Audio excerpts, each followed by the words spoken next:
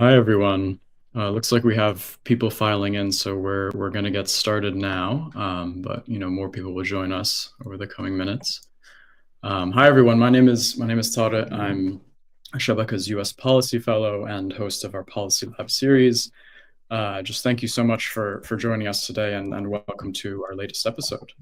So before we get started, I just want to recognize that we're now more than 1 year into this genocide, and with no apparent end in sight. That's why today we felt it would be extremely important to convene a discussion on just the extent of what has been lost, both human and material, and highlight ongoing efforts to survive in Gaza. Because I don't know about the rest of you, but to me, despite seeing so much of the death and destruction kind of pumped through my phone and computer screens, the scale of it can at times feel impossible to grasp. So for over a year now, Israel's genocidal campaign has left Gaza completely devastated. But none of this has been purely indiscriminate, as we all know. Most of this has been Israel's deliberate targeting of Gaza's critical infrastructure and everything that is essentially supposed to bring and sustain life. They've targeted and destroyed schools, hospitals, power plants, and water treatment facilities alike, not just as collateral damage, but as deliberate acts of collective punishment specifically designed to render Gaza uninhabitable. So amid this unprecedented level of destruction, Gaza's municipal workers, engineers, and just everyday residents continue to do whatever they can to rebuild by literally reconstructing public services while under constant fire. And their efforts are not only about survival in the immediate term, but in practice, what they're doing is they're defying a campaign that seeks to erase Palestinian existence in Gaza outright. And in this policy lab today, I'm going to be joined by Yara and Layth Hanbali to discuss this systematic Israeli assault on civilian infrastructure across Gaza and efforts to survive and rebuild against all odds. And before we get into it, just a quick reminder about the format. I'll be posing questions for the first 45 or so minutes, and then we'll save about 10 to 15 minutes at the end to get to questions from the audience. So please feel free to submit your questions by clicking on the Ask a Question button at the bottom of your screen or the bottom to the right. And remember, you can also upvote on questions that you find particularly important, and we'll do our best to get to as many as we can by the end of this session.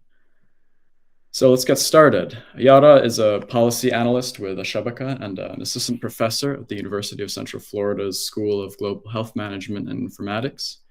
She serves as co-director of the Palestine Program for Health and Human Rights, a joint program between the FXB Center for Health and Human Rights at Harvard University and Birzeit University. She's also a non-resident fellow at the Arab Center in Washington, D.C., and her research agenda focuses on global health, human rights, and development in fragile populations. Layth is a policy analyst also with Al-Shabaka and a PhD candidate in history at the Free University of Brussels, where he is researching the history of Palestinian social movement and health. Layth also coordinates the Institute for Palestine Studies project documenting the targeting and destruction of the health sector in the Gaza Strip. He has a medical degree from the University College London and a master's degree in health policy, planning, and financing from the London School of Economics and Political Science and the London School of Hygiene and Tropical Medicine. So to jump right into this, Yara, we've been following this for obviously more than a year right now, but as I mentioned in the beginning of this session, it's can be difficult to kind of wrap our minds around just the extent of destruction in Gaza and what this actually means in both the short and the long term. So can you start us off by describing where we're at when it comes to this level of destruction we've witnessed, and how exactly Israel has been targeting civilian infrastructure across Gaza? Thank you, Tariq. Thanks to Al-Shabaka for convening.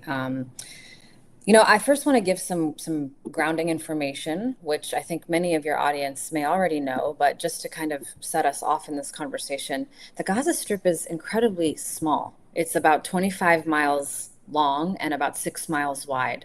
It is surrounded by artificial borders, Israel on two sides, Egypt on one, and the Mediterranean on the other.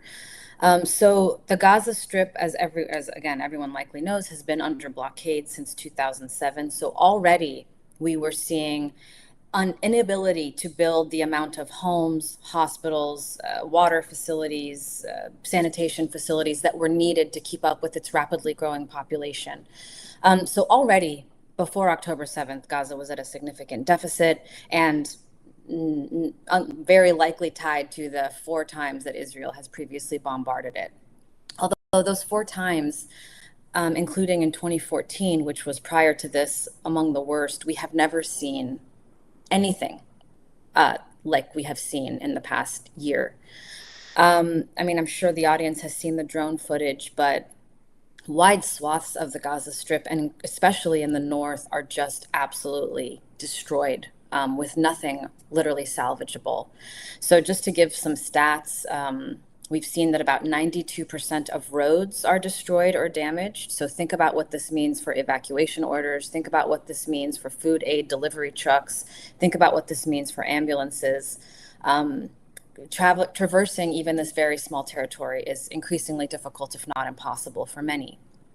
In May, the United Nations had told us that they had not seen this level of the destruction of housing since World War II in May. And we've seen escalation significantly since then. They were already predicting that it would take until at least 2040 to just repair and rebuild the homes that had been destroyed by then. And especially in the past few weeks, as we've witnessed essentially the extermination of the North with just massive bombing campaigns, these numbers, and I want to say everything we say today has the caveat that there is so much that we don't know because it's not able to be reported because communications, people, just the circumstances. So hundreds of thousands of homes have been destroyed. So many of the people who have fled and are now living at tent cities, even if there is some sort of political resolution at this point, have nowhere to return to. They also have no water infrastructure. There has been multiple articles and reports written about how Israel has seemingly targeted water and sanitation infrastructure to make parts of Gaza uninhabitable. You can have a home, but if you don't have water, if you don't have sanitation, if you don't have those basics, you essentially cannot live there. So UNISAT, which is the UN's organization that tracks destruction and other things via satellite imagery, has found just consistent increases in the number of buildings, both are destroyed and severely damaged. There's estimates that there's more than 42 million tons of debris. And under that debris is the remains of human bodies, all sorts of other environmental and hazards that make, even if we were able to bring the number of bulldozers and tractors and everything, very difficult and time consuming. So this is, for clarity, 14 times the amount of rubble accumulated in Gaza from 2008 until October 7th, 2023. About 70% of the croplands in Gaza, which was already quite minimal. Gaza is very urban, unlike much of the West Bank, where you can see olive groves, you can see agricultural lands, of course, with creeping annexation there, which is a topic for another issue. Gaza had already very few agricultural lands to be able to grow their own food. We have seen those again being targeted such that the land is destroyed. There are toxins from the amount of bombs that we've seen. And I just want to end on the note that a research team that I work with has done a few studies looking at the destruction specifically of hospitals. And I'm hopeful Layth will also pick up on this based on the incredible work he's done. But that showed in just the first 6 weeks already, almost every hospital had a bomb crater from one of those 2,000-pound bombs within extremely dangerous vicinity near it. And already we had seen 60% of health facilities, 70% of education facilities, and almost half of water facilities had damage. This was by mid to late November. The bombing has not stopped. It has been constant. And we have seen Israeli soldiers actually destroying and burning homes for no reason other than to just destroy and burn them. So it's not just the bombings, it is purposeful destruction by individuals as well, who in many cases are posting these proudly on social media. I think I'll pass to Layth now. Thanks, Yara. I think it's really important that you're ending on the deliberate nature of this, and I think what obviously none of this in terms of Israel's destruction of civilian infrastructure is new, but what makes it so jarring, especially right now, is just the fact that they're recording it so blatantly for the world to see, and I think that's not only is that kind of new in Gaza's perspective, but it's new in the sense that I don't think we've ever seen a genocide that has been this thoroughly broadcast publicly, and it kind of ties me into the next question. Layth, maybe we can turn to you. I would love to hear a little bit more about because again, this isn't new. Israel has targeted civilian infrastructure not just in Gaza but in the West Bank, in Lebanon for decades now. This has been a core component of Israel's collective punishment strategy.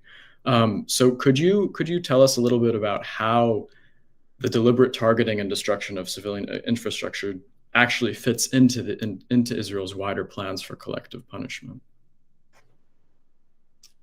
Sure. Thank you so much, Tariq. Thank you, Yara, for introducing kind of the main things that we need to be wary of and pay attention to here.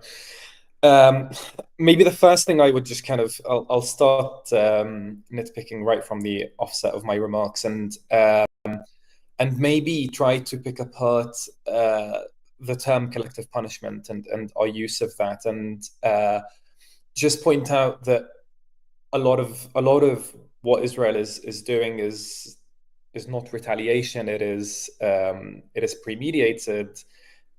You spoke in your introduction, Tariq, about the fact that this is part of the Israeli plans to make the Gaza Strip uninhabitable, and that is not merely a retaliation. It is built right into Zionism. It's built into the eliminatory structures that the existence of the Israeli state are predicated upon.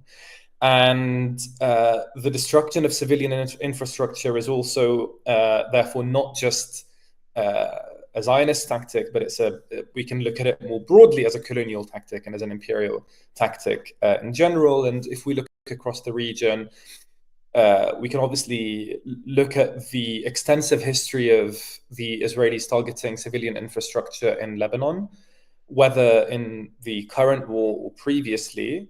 We saw right from the start of the war the Israeli bombardment of civilian infrastructure, be that healthcare or municipalities, or most famously in the 2006, or most infamously in the 2006 war, particularly road infrastructure, to try to cut off different bits of Lebanon from each other, and particularly to try to cut off southern towns and villages from each other, and the south from the rest of Lebanon. And if we look at the Palestinian context in particular, we also obviously have to, at the moment, look at the amount of infrastructure damage that Israel is inflicting in the Gaza Strip, obviously, as Yara has started to introduce, and also, obviously, in many of the West Bank's refugee camps. So looking at Tul Karim's refugee camps, Jenin refugee camp, Al-Fara'a in Tubas, the main mode of operation is starting every incursion with destruction of the road networks to such a depth that electricity and so power and water supply are being disrupted. And that's been a very key part of every incursion into these refugee camps, particularly over the past 12 months. And we have already seen thousands of people being displaced as a result of that. In the West Bank, we've seen around 7,000 people being displaced. Most of those people have been displaced because of that destruction of civilian infrastructure, so within refugee camps. And then also, let's not forget Bedouin communities, whether in the Jordan Valley, in Masaf al-Yatta, or in Naqab as well. So right across Palestinian geography, we see Israelis destroying water sources, power sources, water treatment, and all of it is obviously part of the eliminatory strategy. We see it in Lebanon, as I mentioned, and I think if we look across the region as well, looking at Iraq, the US-led imperial aggression against Iraq led to the destruction of about 12% of Iraq's hospitals. Let alone looking at kind of all other areas of civilian infrastructure, but that's kind of my area of expertise, and that's kind of where I focus on. But you see parallels across all other parts of civilian infrastructure as well. So, I think the thing to focus on is it's part of an eliminatory strategy. That's what it's basically trying to achieve, as you introduced right at the start of our discussion. And can I just briefly interject and say this is not us guessing or based on some abstract, academic theories. This is what Israeli politicians have been saying since the inception of the state, but increasingly in the past, not even past year, but past few years, they have made explicit their goals to expel Palestinians by any means necessary and to settle on the land. Now, the initial target of that process was, of course, in the West Bank, where we saw the burgeoning settler infrastructure, the seizing of lands, the destruction of wells, etc. But now in Gaza, yes, they are aiming to make Gaza inhabitable or uninhabitable for Palestinians. They have plenty of ideas to make it habitable for Israelis, and they have had conferences, including those attended by Israeli government ministers, that explicitly talk about resettling in the Gaza Strip. So this is not, I just want to make clear that they have said that this is what they want to do, and this, from the Gaza Strip to the West Bank, whether it's settler and military violence or bombs, is all in service of that, and that is how it should be viewed. It is not just this unfortunate consequence of war, as we're too often told in Western media, if and when it's talked about. It is purposeful territorial expansion and displacement of a population. Thanks, both of you. I mean, so yeah, I think that the genocidal intent is clear, and the intent on erasure is clear. And I think it's in that vein, it's really important to say that none of this could have happened without, the complicity and the in many ways the participation of the international community. So my next question in that regards is, how has Israel in many ways manufactured consent for this deliberate targeting of civilian infrastructure, for hospitals? We've seen over the last several months, the excuse that these civilian infrastructure, these hospitals are being used by combatants, and in that sense, Israel has attempted to justify this deliberate destruction of the entire healthcare infrastructure. How has Israel succeeded in essentially deceiving or convincing the entire international community to kind of join them on this quest, essentially? Maybe Layth, we could start with you, and then Yara, I'd love to hear your thoughts as well on that. When it comes to the targeting and the destruction of the health sector, it's important here to point out the historical precedent as well. And actually, since the 2008-9 Israeli assault on Gaza, Al-Shifa hospital has been the target of Israeli propaganda claiming that Hamas leadership is stationed in Al-Shifa hospital. That propaganda and those lies were repeated in every aggression since then as well. And so there's this long line of history of manufacturing consent that, look at these barbarians, they use hospitals as their military bases. And it's interesting to track actually the insidious nature of that of that propaganda, because it actually started with essentially,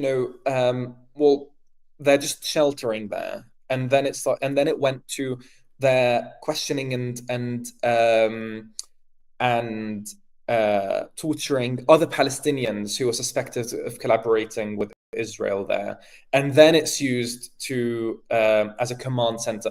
All of these kind of like really insidiously growing that propaganda to manufacture a consent for what essentially came recently, which was the complete destruction of a Shifa hospital, and you had not just that manufacturing of consent building over time, but you also had the distraction of, instead of essentially fighting against Zionism and trying to isolate Zionism, it's essentially trying to put you on the back foot of having to defend and justify and deny the allegations and prove they're not real. And you have the ridiculous situation where doctors, who are the most overwhelmed health workers in the world, running around the hospital live streaming to show the world that they're not being used as military bases.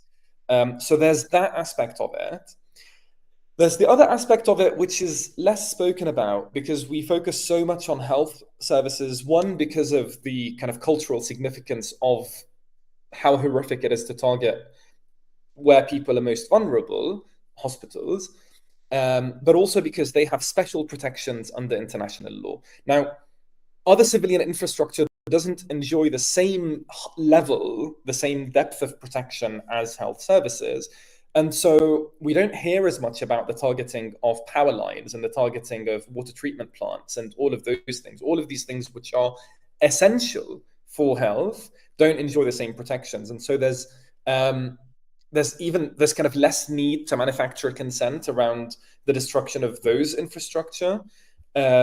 Which I think is important to point out. But essentially what you have is Israel essentially just making us drown in all of this propaganda, which obviously, because of the global injustice around who has permission to narrate and whose narrative is believed, it makes us then have to be on the back foot, right? So when the Israelis bombed Al-Ahli hospital, you even had supposedly human rights organizations engaging in the narrative that the Israelis were paddling, even though the Israelis had warned the director of the hospital that day that he would have blood on his hands if he didn't evacuate the hospital. That really kind of sick threat of trying to lay the blame for Palestinian lives at the hands of the people trying to treat those vulnerable Palestinians when it's Israelis dropping the bombs on those hospitals. Even then, Western human rights organizations were engaging in Israeli propaganda and trying to put the onus on Palestinians who are being massacred and being eliminated to disprove that they would put their own people in harm's way. Yeah, that's all 100% accurate. And I want to, when we think about, from our perspective, with so much of this propaganda being so clearly propaganda, I mean, to the point where they're using, CGI images to demonstrate these so-called command and control centers, etc.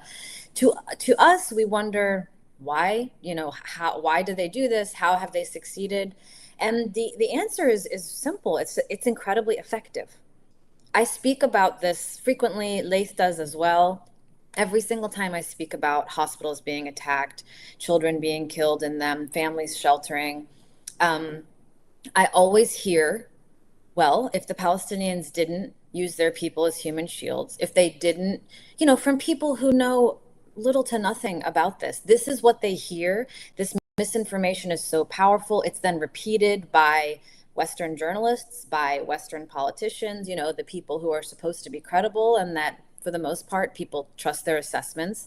And they say it because when you repeat it over and over and over again, and they have forever, despite all the reports and testimonies that it is actually Israel that uses Palestinians as human shields, it's about misinformation. It's about muddying the water.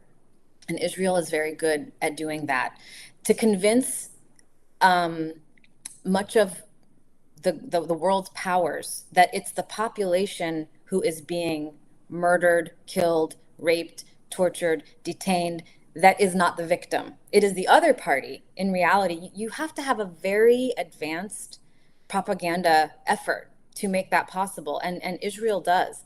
Now, the question of why does the West, and I guess primarily countries like the US and the UK, believe them when there's so much counter evidence, and we've heard from leaks and from people who've left the State Department and et cetera, that people in those departments actually do know that this is not the reality. I think that goes back to, racist tropes about Arabs, about Muslims, about Palestinians, about who it's okay to die and who it's not. This, going back to the idea of necropolitics, who is believable, as Layth said, and who is a liar. Inherently, Palestinians and populations like us are mistrusted. And then even when we have allies come in. So I remember when they first raided Al-Shifa Hospital, and a very prominent physician who's worked a lot in Gaza, Mads Gilbert, said, I have worked in that hospital for years. I have never seen anything like this. Well, then suddenly he becomes, Hamas. He becomes a terrorist supporter. So there is no counter evidence that will sway people that this is not the reality.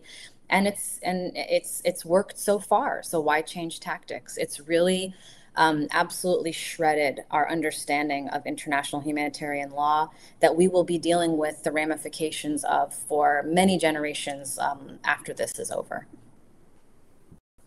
I think it's also more than, I think that the Israeli propaganda model is more than just an effort to convince. I think and what's even more concerning to me is it's an effort to confuse. And I think that at this point, I think a lot of people have been able to kind of see through the disinformation and see through the propaganda. But what this level of disinformation has done is it's just kind of turned people away. It's like a lot of just, average Americans, for example, have gotten to the point where they're so confused by the competing narratives and the Israeli claims and the debunkings that they just say, listen, they throw up their hands and kind of give up. And I think that can be as damaging as as this process of convincing people that Israeli myths are true, because it essentially it prompts people to just give up, turn away, and ignore the actual evidence that is repeatedly presented.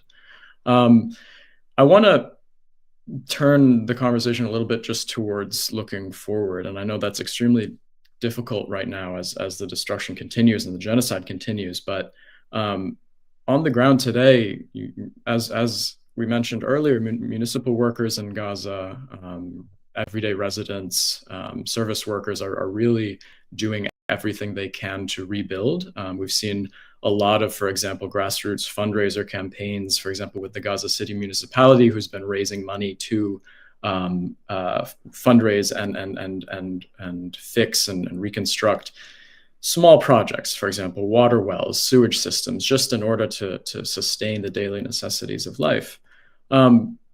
Maybe Yara, we could stick with you on this. You mentioned at the beginning, Gaza is a minuscule strip of land. It's confined. It's been blockaded for decades.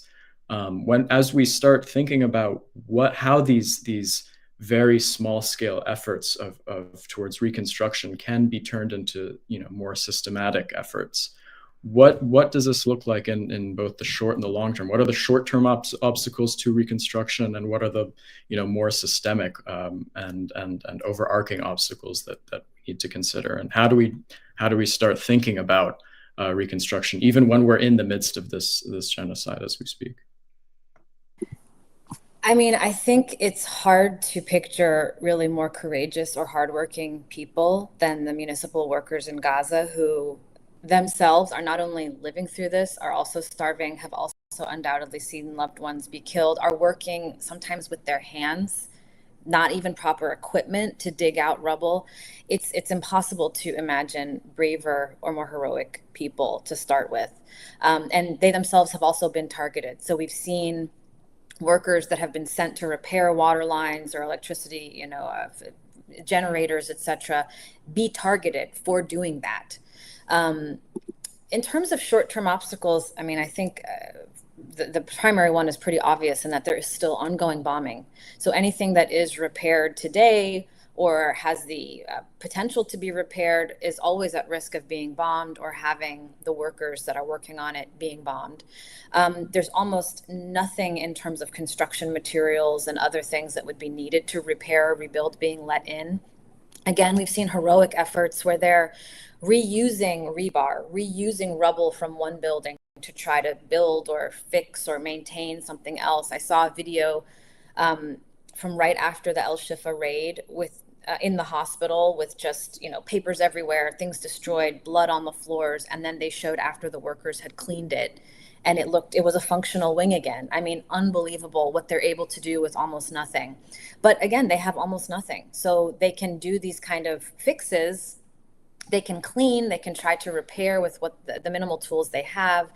But that is not sustainable. And when we think about rebuilding houses, rebuilding hospitals, fixing the damage to roads and, water, sanitation facilities, I think long term, one of the primary obstacles is that we do not know what Gaza will look like when this is done. So if we take the Israeli government at their word that they will not return Gaza to the Palestinians, at least in the territory that it was before, what does that mean? So when we see photos that have been, shown of this quote unquote buffer or security zone that takes about a third of Gaza from the north, that is where some of the main hospitals were. That is where Gaza City is, which is the main city. That's where pediatric hospitals, cancer hospitals, a lot of infrastructure was there. If Israel is not going to permit any rebuilding there, what does that even look like? What does that mean? Where did the people who lived there go? Gaza was already incredibly dense and very difficult to live. I can't even imagine what that effort might look like.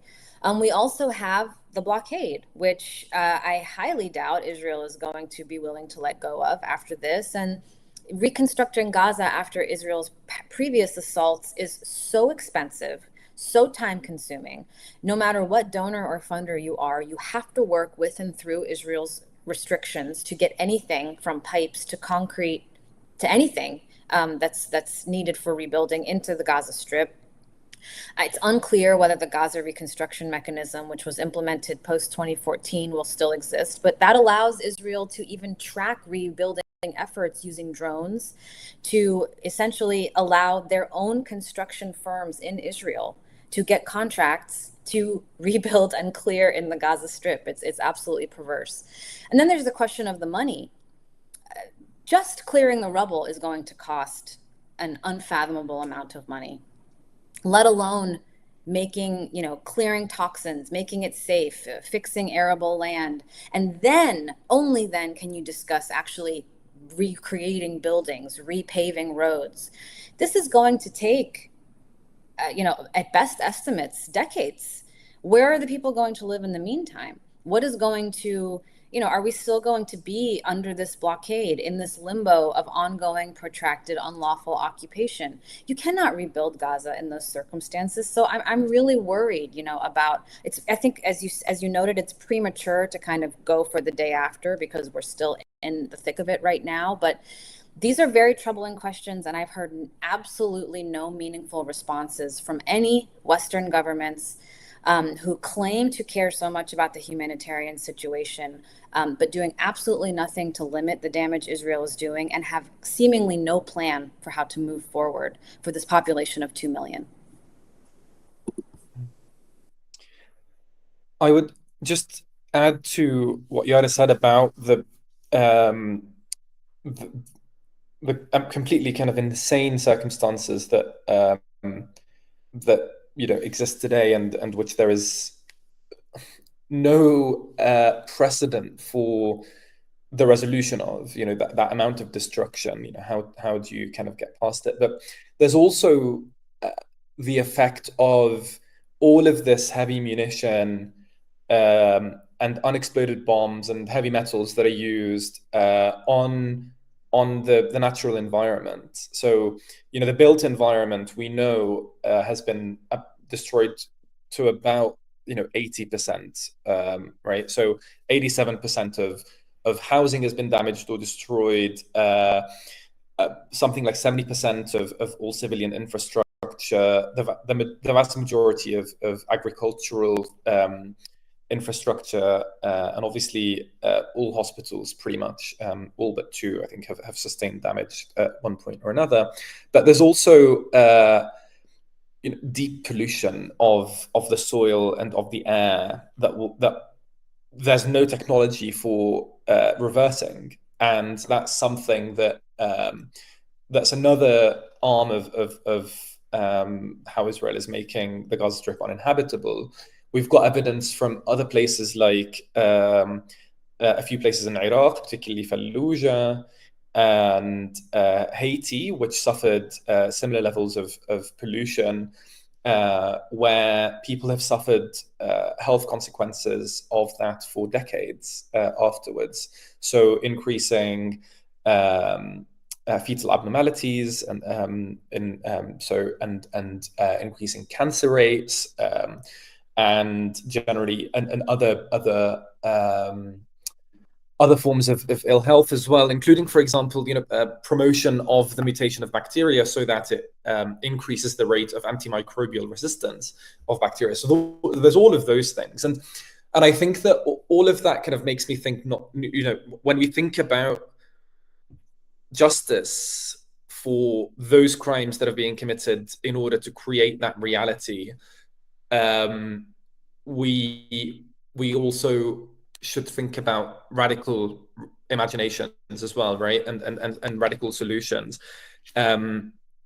So 70% of the population of the Gaza Strip are refugees, right? Which means that they have the right of return to places which are now occupied, which were occupied by Israel in 1948. So even before the genocide, giving those people justice meant giving them the right of return to places that weren't even within the Gaza Strip. And I think that this kind of makes me think about the fact that the future of Palestinians, the future of Gaza, is dependent on whether this campaign to eliminate Palestinians is successful or not, right? It is, the Israelis have made it very clear that this is an existential crisis for Zionism. And since Zionism is predicated on Palestinians' elimination, it therefore is an existential crisis for us, right? So, Palestinians kind of surviving this, we should think about kind of a radical survival, something that's kind of much more than thinking about how this might compare to the status quo, but then thinking about a radical imagination of achieving justice, which includes the fall of Zionism, quite simply. Obviously, there are lots of factors that will stand in the way of this, but this is obviously also escalating on a regional level, and what's happening in the north of Palestine will also ties the fate of Palestinians in with it. And so it's much more complex than I think also kind of what the no matter how kind of huge what's going on in Gaza is, it's also tied to other regional arrangements as well, which we should also bear in mind. And Layth, if we could stick with you for a second on this, I'm still stuck on how we can, I guess, take charge of this conversation on quote unquote day after while we're in the midst of this. Do you feel that, for example, like the current grassroots initiatives to fundraise, do they serve as a model for retaining Palestinian agency in this process?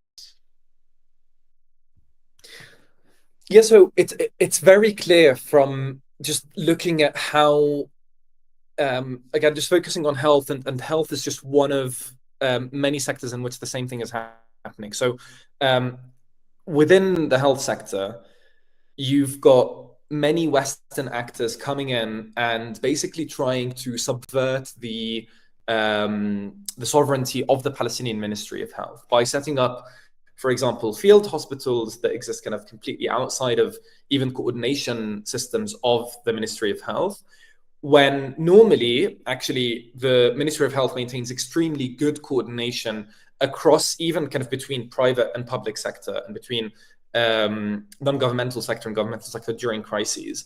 Even outside of war, the Ministry of Health normally runs monthly meetings for emergency committees, which includes all providers. And that's just within health. The same thing happens across all different sectors. So there are attempts to subvert those processes and to subvert Palestinian ownership over the provision of health services. But actually, you've also got an alternative model, which is constantly it's a battling ground. And so you have lots of health workers who will come and volunteer from the outside of Palestine, and they're very aware of this. And so they will actually, for example, ask their Ministry of Health colleagues before they go what their needs are, and try to, for example, bring in equipment that will be useful for them, and will be aware of the attempts by Western powers to subvert Palestinian sovereignty over health, and try to fight that and act in solidarity with their Palestinian counterparts in the health sector, and support, the grassroots initiatives that all of these health workers have been working very hard to try to sustain. Same thing, kind of, obviously, there are parallels across all sectors, but obviously health is one of the few places in which there are volunteers who are still able to go in, albeit a very, very small number. So that solidarity, which is exercised by people on the outside, despite all of the restrictions that Israel and Western allies of Israel are trying to impose, does serve as a model. It also, I think, gives us it's also got historical precedent as well, with people acting in solidarity with the Palestinian struggle by coming in and volunteering in hospitals, or by training Palestinian health workers, and similarly, coming and volunteering on Palestinian agricultural land, and all of these different initiatives. So that's absolutely essential. If there's someone out there who wants to go and try to do good within that, within the kind of rebuilding process, or within a process in which Palestinians own these services, that's the model. It's to try to look at what Palestinians are trying to do, and support that. And there are existing initiatives, and so there's no need to invent the wheel. People can just plug into what's happening already.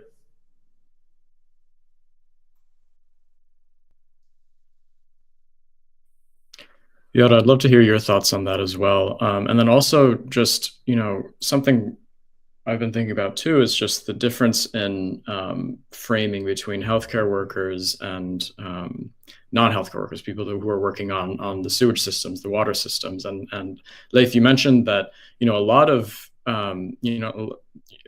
the reason for the attention, so much attention being put on the attacks on health infrastructure is the fact that there are so many. Not so many, but there are foreign doctors, or there are American doctors, or Palestinian or Arab American doctors with U.S. citizenship who are able to or who were able to go in and out of Gaza. How does that dynamic kind of influence the attention we give to non-healthcare workers and that entire non-health related field of civilian infrastructure? I'll briefly start on your last point. So as Layth had pointed out earlier, under international humanitarian law, healthcare workers, healthcare facilities do have special protections and are not to be targeted. So I think that's part of the reason why there is so much outsized attention to these specific sectors and workers. And I think too, just because of the number, the intensity of the types of traumatic injuries that people are seeing, as well as the denial of regular healthcare. So people in Gaza still have cancer, still have heart disease, still have other health ailments that need to be treated. So I think that is a more translatable issue. And it's quite frankly, I think, easier for Western media that is less familiar with this context to explain. attacks on hospitals, right? That's kind of a standard. And as you note, Tariq, because unlike municipal workers, unlike the workers working on water facilities, etc., who are all Palestinians from Gaza, there have been international healthcare workers that have been allowed into the Gaza Strip to work at specific hospitals. And with little exception, almost all of them who have left see part of their mandate not just as the work they did in the hospital, but as witnessing and telling the world, using their credibility as physicians and as Westerners, frankly, to describe what they saw. And without fail, they all are describing the same situation, no matter what hospital they're in, no matter how long they were there. They are describing the intentional and complete dismantling of a healthcare system and an environment that in no way supports the ability to live, let alone thrive. I mean, we're seeing malnutrition, we're seeing infectious disease spread, we're seeing people drinking water from puddles and leaking pipes. We're seeing children digging in trash for garbage. All of that, of course, leads into health outcomes, and we have seen these healthcare workers describing that. I think we're seeing less outreach and education on the municipal issues simply because there is not this kind of international presence and focus on them.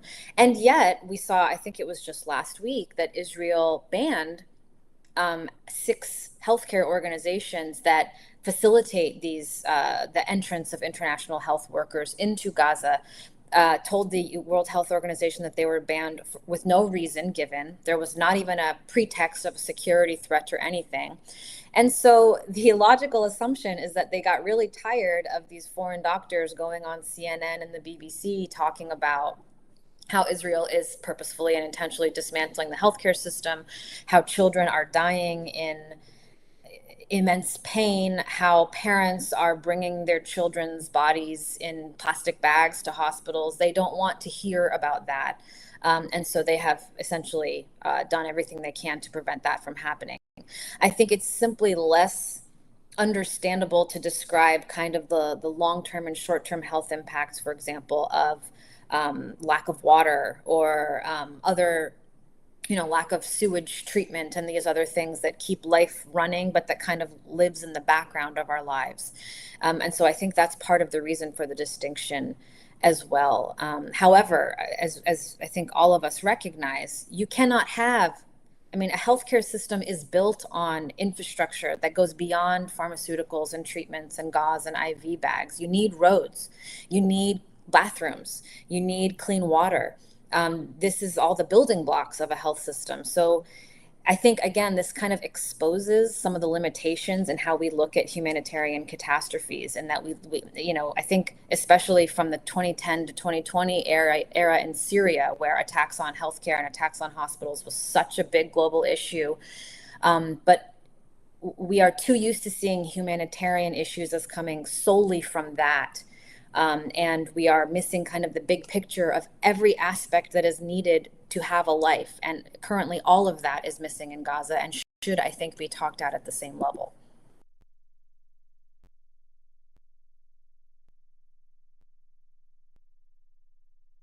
So I just want to jump back in. I mean, we just yesterday or today, actually, the Israeli Knesset voted to ban UNRWA. And I mean, this is just the latest development in what has been their decades-long assault on the organization. And part and parcel of the wider effort to erase Palestinian life. What is this? How is this going to impact not only just survival, not only just efforts to provide the bare minimum type of healthcare and hospital needs that Palestinians need to survive, but how is this going to impact the long-term hopes for rebuilding and creating health infrastructure that's more than just aimed at immediate survival, and that can be aimed at providing long-term care for non-conflict related health concerns? Maybe Yara, we could stick with you and then hear from Layth as well. Yeah, I'll keep it brief because I know we're coming on time.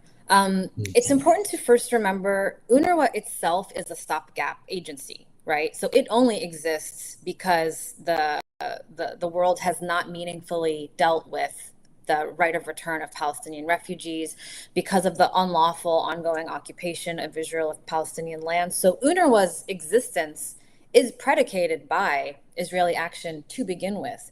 If Palestinians had sovereignty, had freedom of movement, all of these many factors that, Al-Shabaka has countless reports about, UNRWA would no longer need to exist. And in fact, you can find pockets of Palestinians who argue that, we don't want aid. We want to be a sovereign people, and we have the capacity, we have the education, we have the social capital. Now, that said, in the current status, under ongoing occupation, blockade, etc., UNRWA is irreplaceable. It employs tens of thousands of workers. It has education. It has hospitals. It is a main service provider in those sectors, in both the West Bank and the Gaza Strip, as well as for Palestinian refugees living in Syria, in Lebanon, in Jordan, etc. By many accounts, this is a violation of international law that Israel itself agreed to in a treaty when it began the occupation in 1967.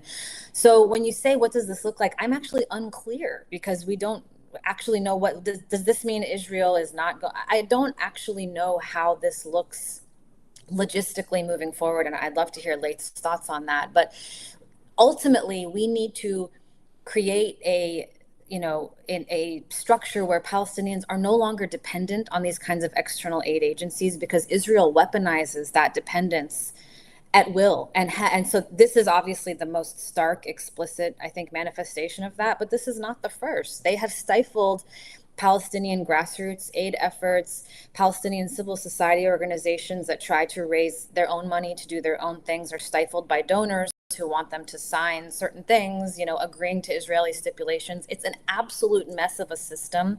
But again, it only exists because Israel is permitted to subjugate and control Palestinian movement, land, economy, property, you name it.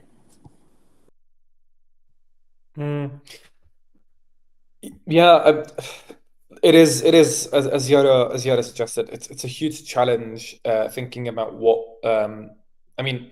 The aims are very clear, and it is basically it's another way to strangle Palestinians. That's and it's because UNRWA's operations in Gaza are so big and so important compared to elsewhere that this is particularly worrying at this time. Despite the West Bank having a bigger population overall, as we said, kind of the majority of the Gazan population are registered refugees, around 1.7 million out of the 2.2 million who lived in Gaza before the genocide. And that meant that, UNRWA ran 20-something primary healthcare facilities, and that means that they were the first port of call for health issues for a very large subset of Palestinians. And because of the successive or the perpetual economic and social crisis that Gaza has been subjected to, there are many more people who are dependent on economic support from UNRWA, and so this is another thing that would lead to the starvation of Palestinians, to the deprivation of Palestinians of necessary services. But again, I think I would go back here in light of what Yara said to my earlier point about the mountain of obstacles that Israel is putting up in order to eliminate Palestinians should prompt us to raise the bar at least equally high when it comes to the solutions. And so, demanding those radical forms of justice. And I think, the UNRWA example is so illustrative of where kind of trying to play some sort of, you know, back and forth game with the Israelis leads to, because the attack on UNRWA has been going on for a long time, and the international community has just been you know, just patching things up, you know, as if they were small cuts here and there, whereas this was something that was fundamental. And I think that there were many refugee communities that were aware of the fact that this was part of a much larger orchestrated campaign that was much more to do with the question of Palestine in its entirety, but they were either ignored or kind of cast aside, and their concerns were not taken seriously. But I think that, you know, where it got to was UNRWA, you know, having to, again, it's similar to what's happened with the health sector, getting distracted with disproving Israeli claims that UNRWA was essentially recruiting Palestinians, radicalizing Palestinians in their schools, and proving that their schools were not hotbeds for Palestinian terrorism, and that they weren't just perpetuating, you know, all of just these various things that UNRWA was just having to fight against, and basically trying to, yeah, essentially just play this humanitarianism game of, no, we're neutral, we're not gonna radicalize anyone, we're not gonna teach anyone about their identity, and then it gets to a point where they're so disempowered that they can just be simply annihilated, just with a simple vote at the Knesset. So yeah, when the scale of the challenge is this high, like, we need just to always remind ourselves, the aim is elimination. Like, that's what, if Israelis are successful, they will eliminate us. They will eliminate Palestinians. And so the amount of the challenge that we must mount against that should be equally, like, at least equally as high. That's kind of what I try to always remind myself of, so that I don't get into these ridiculous debates about, you know, are hospitals used for military purposes? Well, that's not even a drop in the ocean of the point. So we only have a couple of minutes, like 2 minutes left, but I just want to end this with asking you both if what your thoughts are on what we, you know, Palestinians in the diaspora, what Americans and the growing number of people who are genuinely interested and engaged in this topic, what we can do from afar. And obviously this is a question I get a lot from you know, everyday people as to what they can do to support survival efforts or reconstruction, whatever you want to call it. Do you think there's anything that, you know, we can end on in terms of that as kind of a way to look forward and a way to engage people that are interested in doing something? Yara, maybe we could start with you and then end with Layth.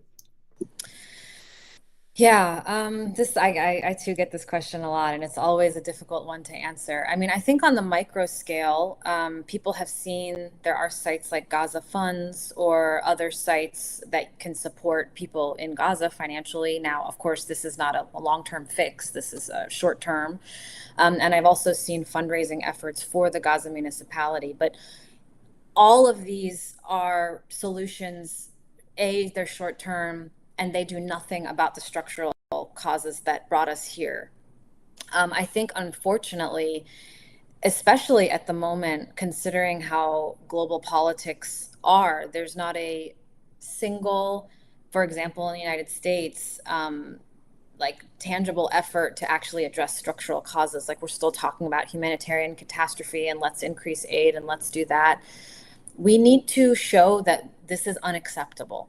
And this is not just unacceptable for Palestinians. This is an unacceptable approach. And I think we need to, I think Israel is increasingly cementing its status as a pariah state. I saw just 2 days ago a list of 1,000 or 2,000 you know, authors who have won Pulitzer Prizes and all sorts of prizes who have said they will no longer publish with Israeli publishers.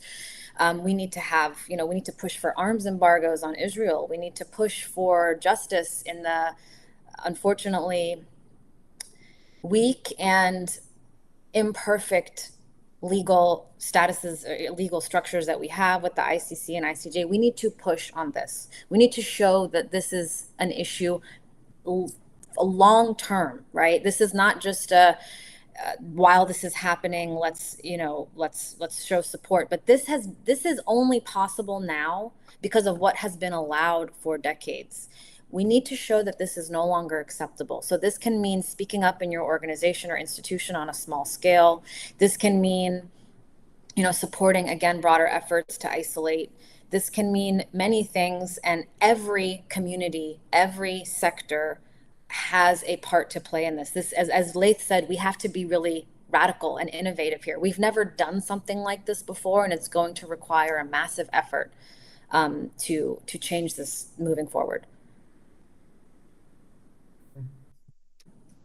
Yeah, I mean, the survival of Zionism is predicated on the survival of a much broader global economic and political system, right? Zionism is just an extension of imperialism more broadly. And so it's just by disrupting those economic and political interests that this eliminatory project can possibly be brought to a halt. And so whether it's political or economic systems, they need to be disrupted. The responsibility is to disrupt them. So whether that's by stopping the production of arms, whether it's by stopping the shipping of arms, before governments start revoking licenses, right? The actions taken by workers' unions worldwide in order to stop arms shipments is possibly some of the most effective action, more effective than even having millions of people in the streets. Although that's very important for building kind of broader power and networks and trying to push forward the discourse and make more people aware and engaged, it doesn't kind of materially change anything. But smashing up factories and stopping arms shipments works. It means fewer people having those bombs dropped on them and those bullets fired on them. And then disrupting the political systems that continue to make it okay to participate in the genocide of Palestinians and the elimination of Palestinians, which is obviously more broadly connected to other struggles, liberation struggles, and anti-oppression struggles around the world. So whether it's by kind of stopping the academic production and perpetuation of essentially racism globally, or through being anti-racist in your healthcare practice or academic practice, or planning of the spaces that you live in, all of these things, any kind of anti-oppressive tactics on a local level will also connect up to broader struggles. But I think that just kind of being clear that the attempt is to disrupt those systems is the most essential thing. We can try to build power through other ways. Some people will engage in trying to convince others of the fact that this is a just cause. But at the end of the day, if we're talking materially, it needs to be disruption. That's the only thing that will make a difference. Well, thank you both. We're out of time. I wish we could stay longer, but I really appreciate having you both on to discuss this. And thanks everyone for taking an hour out of your day to join us. But before we head off, just a reminder that these policy labs are crowdfunded, and we're just be very thankful for any contributions that you could make. If you are able to give, you should see a little donate button that might appear on the bottom of your screens. But either way, please stay tuned for our next policy lab next month, and please give Yara and Layth a follow and keep well aware of their work. And thanks again for joining us. Thanks, everyone. Thanks for having us, Tariq.